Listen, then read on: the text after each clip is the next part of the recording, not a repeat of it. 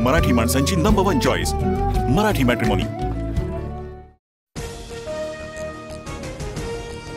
माळेगाव साखर कारखाना निवडणुकीचा आज निकाल, तर ब वर्ग गटातनं अजित पवारांचा निळकंठेश्वर पॅनल आघाडीवर।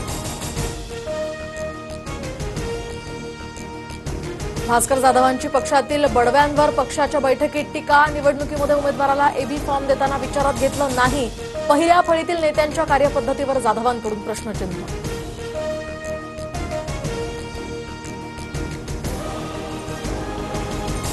तेजस्वी घोसाळकरांची नाराजी दूर करण्याचा उद्धव ठाकरेंकडून प्रयत्न, घोसाळकर पक्षात नाराज असून भाजपात प्रवेश करणार असल्याचीही चर्चा। भास्कर जाधवांनी शिंदेंचं नेतृत्व स्वीकारलं, तर या ठिकाणी आनंदच, उदय सामंतांचं मत। संदीप देशपांडेंकडून ठाकरेंच्या शिवसेनेवर टीकेचे बाण सुरूच, राज्याच्या मनातलं ओळखणाऱ्यांनी आता जाधवांच्या मनातलं ओळखलं का? भास्कर जाधवांच्या वक्तव्यावरून देशपांडेंची टोलेबाजी।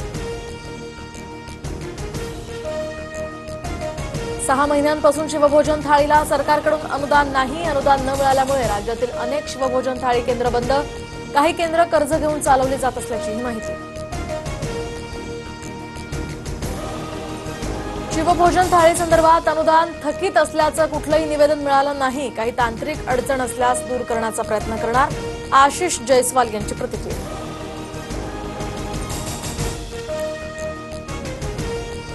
सरकारची स्थिती भिकाऱ्यासारखी झाली, लाडकी बहीण योजना आणल्यानंतर अनेक योजनांना सरकारकडून कात्री, शिवभोजन थाळीच्या अनुदानावरून वडेट्टीवारांची टीका।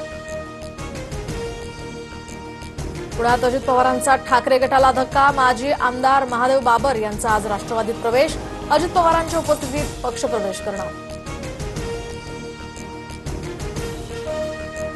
इराण इस्रायलमध्ये युद्धबंदी, डोनाल्ड ट्रम्प यांची घोषणा, इस्रायल आणि इराण माझ्याकडे युद्धबंदीसाठी आले, सोशल मीडियावर ट्रम्प यांचा दावा। इस्रायलसोबत युद्धबंदी संदर्भात इराणचं एकमत नाहीच, इराणचे परराष्ट्र मंत्री अब्बास अराक्ची यांचं ट्विट।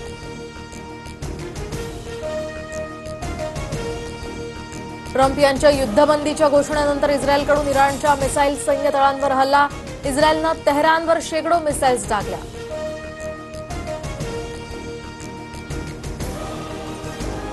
इराणकडून कतारमधील अमेरिकन एअरबेसवर हल्ले, कतारमधल्या अमेरिकन एअरबेसवर 10 मिसाईल्स डागल्या, हल्ल्यानंतर कतारमध्ये लोकांची चांगलीच पळापळ।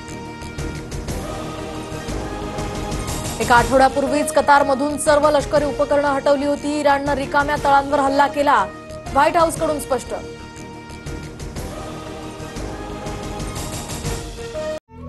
मराठी माणसांची नंबर 1 चॉईस मराठी मॅट्रिमोनी।